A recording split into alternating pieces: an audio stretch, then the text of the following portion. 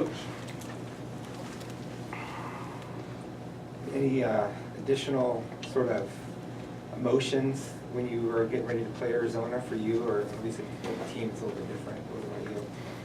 I mean, I just think we've been in a lot of big games, so it's you know, the rivalry always, there's a little extra juice. I mean, the crowd is going to be what it is, and there's a lot of great things that go along with playing a program that has had the track record and the tradition and the success that Arizona's had. So it's always you know, it's on the same level as you know, when we had Kansas here in terms of just the magnitude of the game. Everybody has their style. Sean has his. What are some of the keys to being successful against his teams? I mean, they're very, you know, they're going to be so well coached and you know, very good position defenders. They're technically very sound on defense, and you can tell they work on it very hard. He's got a distinct style with how they defend and their ball screen coverages and being in the right position. And it's amazing watching them on film how good and effective they are at taking charges in the paint. So they really focus on protecting the paint. Coach, you haven't had the chance to beat them yet. With how you guys have had some of these non-conference successes and recruiting successes, do you feel like your program is kind of narrowing the gap with them in that regard? I mean, they're still an elite program, and they're having a very good year in a season when Sean lost so much, you know, with guys going to the NBA and graduating. So it's you know, he's done a fantastic job, just you know where they are and the wins that they've had this year and how hard his team competes. I don't get hung up in like, am I getting closer to being as good as someone else and that. I don't just try and focus on what we're doing here. What is Tayshawn's status this week? Tayshawn's still in the final stages of the concussion you know, protocol, and we're still not 100%. And, you know, when we know, we'll let you guys know. What can a week do when you, a week like this where you just have one game and just one opponent to focus on? What can that do for you guys? I just think, you know, it's an all-in type of game where you just, you know, and I think we did that anyway last week versus UCLA, but just watching a lot of film, and you know, we may finally see a team that plays man defense again, so that's something different, unless Sean decides to do something that we don't expect. So that's nice. We're actually looking forward to that. We've faced a lot of zone lately. I mean, on that note, how do you think you played against the zone last week in LA? I don't mind it, to be honest. We got good size, lengthy athletes, and you know, your offensive rebounding improves a lot against zone, just with guys missing block out responsibility, and you know, we got guys we can put in the high post that can attack. So I mean, I didn't particularly mind it. I thought you know, we could have shot better against USC, and that would have helped us a little more against that defense. But overall, for the last several games, I think we've done okay with it. Coach, on Lou, he shot 7 3-pointers against USC, and that's a lot.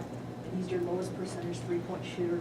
At some point, I know you give your guys free rein, but at some point, do you tell them to, you know, the shots aren't falling, maybe defer a little bit? Well, I mean, it's going to come down to the percentage of his shots that are 3 and the quality of the shot. And you know, I think he's got to focus on, you know, what he does very well. And you know, we had time to spend some individual time working on his shooting, and you know, early in the week. And we're hopeful with some minor tweaks that it might make a difference for him. But I'm certainly not telling him not to shoot, because he's you know, if you can remember long enough back to the Nevada game and several others, I mean, he's, you know, making baskets from behind the line, and we're certainly, you know, we hope that his percentages will go up here in the final stages of the season.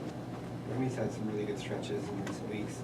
How much of that is getting healthy over the ankle and whatnot, and how much is just settling into what his role really is?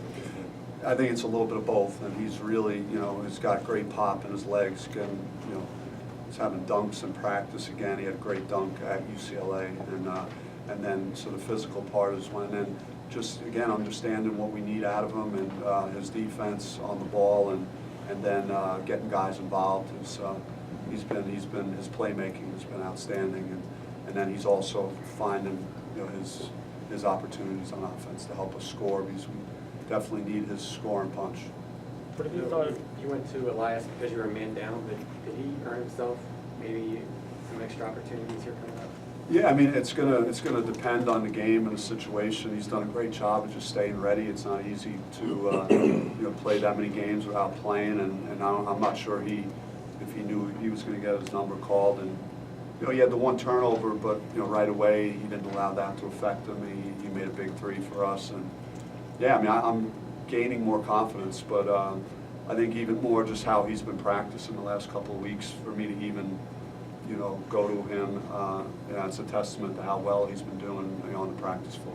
What have you thought of Remy's development to kind of one of the team leaders this season, as opposed to last season where he's coming off the bench, even still last season, but this season especially? Yeah, I think Remy's always had great charisma, personality, and as a point guard, you're a natural kind of leader out there on the floor. You have the basketball so much, you're making so many decisions. So yeah, we need his communication is outstanding. How he talks with his teammates, Zylan's and other guys. So it's great to have guys like that are vocal, that lead when they're out on the floor. Did he have to learn a little bit how to be a full-time starting point guard this year after coming off the bench last year? We asked kind of Remy to be a spark last year when he came in, to really pressure the ball and push the basketball. And this year I think he's just taken another step in his development, and his role has gotten a little bit bigger, and he's I think the biggest changes that he's been making the last couple of weeks is just with his passing. I mean, he's got some great pass to Zylan in the USC game and Kamani in the UCLA game. He's really looking for his teammates in addition to finding his own scoring opportunities. Thank you, guys. Thanks, Bob.